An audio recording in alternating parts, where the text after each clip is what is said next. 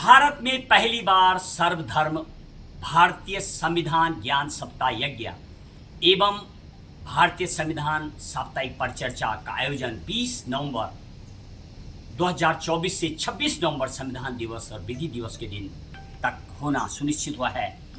और उसके आज जो हम अपने अभ्यास सत्र का जो हम तैयारी में लगे हुए हैं, और यदि मैं आज की बात करूं, मां गंगा यमुना के उद्गम जिला के मध्य भाग या ऐसी जगह पर मैं भी जहां पर बैठा हूं, मेरे दाईं तरफ मां गंगा जी और मेरे सहयोगी हैं आज मेरे मार्गदर्शक राधा वल्लभ नौटियाल जी, एक्स सीनियर एनसीओ आईटीबीपी हैं मेरे साथ, जो मेरे मार्गदर्शक के रूप में हैं। साथ ही हरीश कोहली और गोपाल बाबा तोता बाबा नाम से प्रसिद्ध हमारे साथ, और प्रताप राणा जी, अनेक ऐसे आज जहाँ पर मैं ये मध्य भाग, बहुत खूबसूरत जगह है। कोहली साहब जरा माँ गंगा का थोड़ा दर्शकों को दर्शन कराइए, दाईं तरफ जो माँ, उसके दर्शन लगाइए थोड़ा कैमरा, दाईं तरफ माँ गंगा का जो खूबसूरत दृश्य है वो नजर आ उसी पर। और यदि मैं इस जगह की बात करूं तो मेरे बाईं तरफ है यमुना जी, आइए बैठिए आप, यह यमुना जी, और दाईं तरफ गंगा जी, जिस जगह पर मैं आज अपना अभ्यास सत्र और मेरे मार्गदर्शक जो वो मुझे जो दर्शन और साथ में जो ये कथा श्रवण होनी है उनकी, हमारा 3 घंटे का जो आज अभ्यास सत्र है उसका आरंभ कर रहे हैं। और मामा जी थोड़ा धुन देंगे। सबसे पहले मैं संस्कृत की बात करूं। संस्कृत दुनिया की वो भाषा है, मूल भाषा है जो दुनिया की जितनी भाषाएं हैं और भारत की जो 22 मानक भाषाएं हैं उसकी ये जननी है संस्कृत। और इसीलिए संस्कृत तब धरती में आई थी जब धरती का उत्पन्न हुई थी, उसी दिन संस्कृत भाषा इस धरती पर आई थी और विश्व की सर्वप्रथम भाषा भी है। उसी से हम आरंभ करेंगे एक श्लोक के माध्यम से और थोड़ा उठाएंगे भारतीय संविधानम।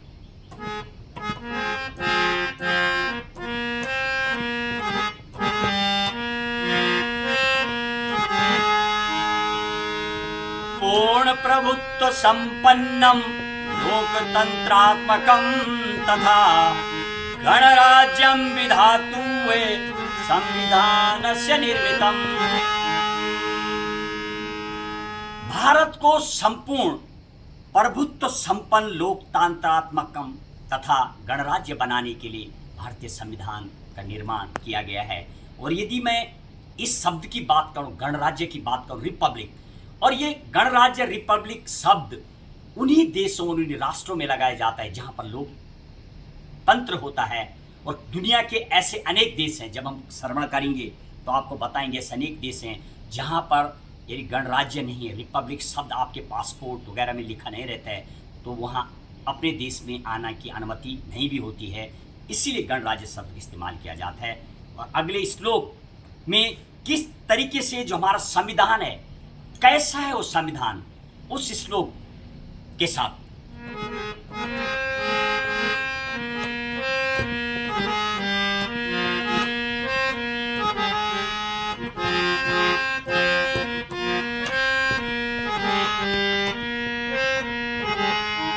विश्वस्य संविधानेषु ग्रन्थोत्तम विस्तृतम जयतात संविधानम नो भारतस्य ही गौरवम।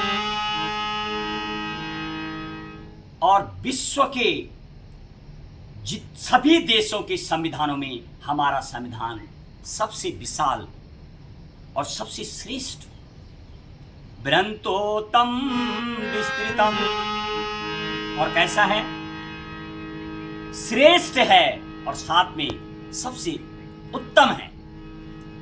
जयतात संविधानम नो भारतस्य ही गौरवम, और यह भारत का गौरव है। भारतीय संविधान की सदा जय हो। इस श्लोक में संविधान जो हमारा जो संविधान है, भारत का जो संविधान है, विश्व का सबसे विशाल संविधान है। हालांकि यदि देशों की मैं बात करूं तो देशों में तो भारत का संविधान ही सबसे विशाल है, लेकिन दुनिया का एक और ऐसा प्रदेश भी है जिसका संविधान हमारे संविधान से बड़ा है, और इसकी परिचर्चा करेंगे जब हम कथा का श्रवण करेंगे। ये जनरल जीके नॉलेज भी है, कई कंपटीशन में आया है कि किस देश और प्रदेश का संविधान सबसे विशाल है, उसके नाम के आगे चर्चा करेंगे, बताएंगे आपको। और अगला श्लोक, किसके द्वारा संविधान का निर्माण किया गया, कौन रहा है जनक इसमें, इस श्लोक के साथ।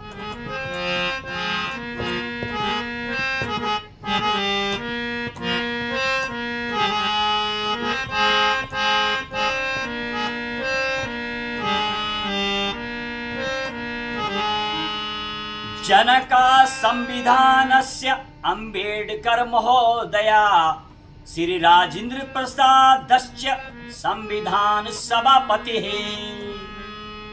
और संविधान के जनक डॉक्टर भीमराव अंबेडकर को माना जाता है। और इनमें डॉक्टर भीमराव अंबेडकर की बात करूं तो इनका जो नाम है 3 शब्दों से मिला हुआ। जब हम कथा श्रवण करेंगे तो उसमें बताएंगे आपको अंबेडकर ने किन किन परेशानियों का सामना किया। और यही कारण है अभी भी बहुत कुछ शायद जो जातिवाद को लेकर के उनके द्वारा आर्टिकल 17 यानी जो फंडामेंटल राइट्स है उसमें एवोल्यूशन ऑफ जो अनटचेबिलिटी रखा गया है, जो उसको लेकर के उन्होंने जो व्यवस्था की बात की है, वो साफ उनका जो डर था समाज को लेकर के वो साफ वहाँ झलकता है। उसका भी आगे हम विवरण करेंगे। और साथ ही भीमराव अंबेडकर जो भीमा इनकी माँ का नाम था और राम जी इनके पिता का नाम था और अंबेडकर इनके गुरु का नाम था, इसीलिए डॉक्टर भीमराव रामजी अंबेडकर नाम से इनको जाना जाता। इनके गुरु को द्वारा इनको अंबेडकर जो वो ब्राह्मण थे, जब कई समस्याएं आने लगी तो गुरु ने अपना जो टाइटल था वो इनको दिया था और तब जाके संविधान का जब निर्माण होता है। इसके अलावा श्री राजेंद्र प्रसादस्य संविधान सभापति।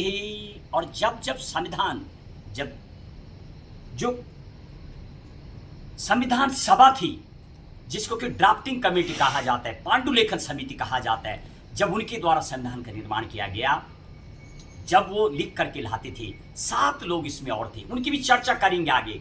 साथ ही एक और बहुत बड़ा नाम यानी constitutional legal adviser VN Rao, Benegal Narasimha Rao, अहम भूमिका रही है उनकी और उनके नाम पर भी चर्चा करेंगे। वो भी लिख के लाते थे। फिर वो जो 7 समिति थी जिसके अध्यक्ष डॉक्टर भीमराव अंबेडकर थे उसको सौंपते थे। फिर सभा जब बैठती थी जो 2 साल 11 महीने 18 दिन जो बनने में लगा है, तो वहाँ पर जो इस सभा का जो सभापति होते थे डॉक्टर राजेंद्र प्रसाद होते थे। और अगले श्लोक में क्या है संविधान का स्वरूप, हल्का हम इस श्लोक के माध्यम से उसका विवरण करेंगे।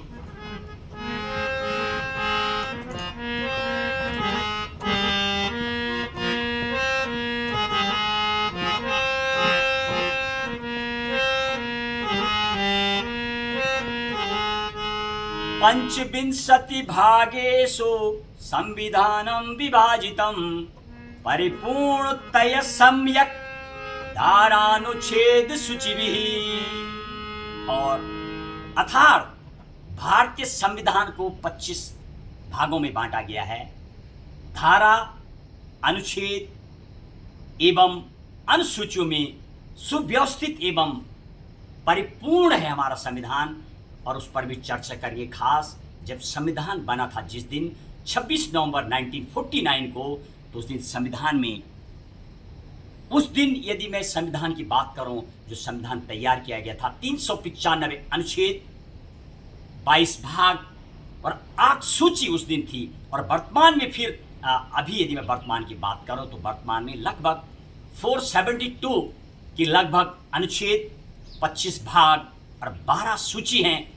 पूरा विस्तृत व्याख्या करेंगे जब हम भारतीय संविधान पर परिचर्चा करेंगे, श्रवण करेंगे, आपको बताएंगे किस तरह के संविधान का निर्माण हुआ है। यदि मैं संविधान के निर्माण की बात करूं, इसके ऐतिहासिक पृष्ठभूमि पर बात करेंगे, एक एक कर क्या है मौलिक अधिकार, फंडामेंटल राइट्स, क्या है फंडामेंटल ड्यूटीज, और DPSP directive principle of state policy यानी राज्य के नीति निर्देशक तत्व जो बनाए गए हैं, राज्य को क्या करना है, कैसे समाज का एडवांस हो सकता है, वो सब तमाम चीज़ें जब हम चर्चा करेंगे। खास यदि मैं ब्रीफ की बात करूं, संविधान के निर्माण की बात करूं, जब संविधान का निर्माण जिस दिन किया गया था, उस दिन क्या था इस संविधान में।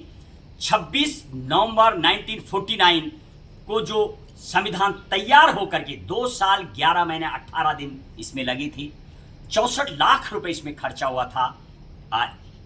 और इसके अलावा जब भी मैं बात कर रहा था 395 आर्टिकल, 8 शेड्यूल और 22 भाग इसमें थे। उस दिन 1,45,000 वर्ड से इसमें संविधान में लगभग उस दिन मौजूद थे जो लिखे गए थे सब।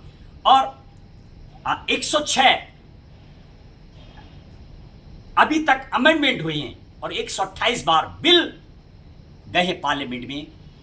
और यानी लगभग 22 बिल जो संविधान में पास नहीं हो सका। सबसे बिडरना जब राजीव गांधी प्रधानमंत्री थे देश के, उस टाइम की बात करूं तो उस टाइम उनके द्वारा पंचायती राज एक्ट, यानी पंचायती राज की जो व्यवस्था है उसको सुदृढ़ करने के लिए उनका खासी जो प्रयास रहा है, वो बिल भी लगभग यानी 64वां बिल, विधेयक बिल भेजा गया था संविधान में, वो भी पास नहीं हो पाया था। जाके वो, यदि मैं खास चर्चा करेंगे उस पर, त्रिस्तरीय पंचायत चुनाव, यानी सबसे जो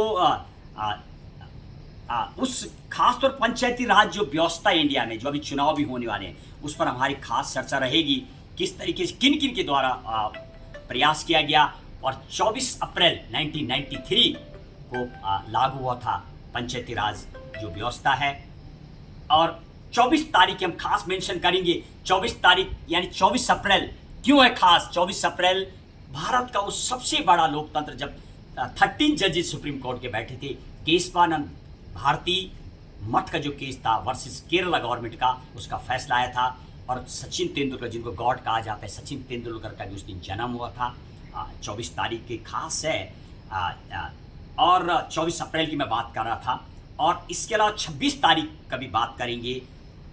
और आगे एक धुन के साथ, एक भजन के साथ अब हम इसमें थोड़ा विराम देंगे। आगे बताएंगे आपको किस तरीके से संविधान का निर्माण होता है और कैसे कैसे संविधान का जो सभा है वो बैठती है। और आगे चल के तमाम चीज़ों पर हम विश्लेषण करेंगे, इसके साथ एक भजन के साथ।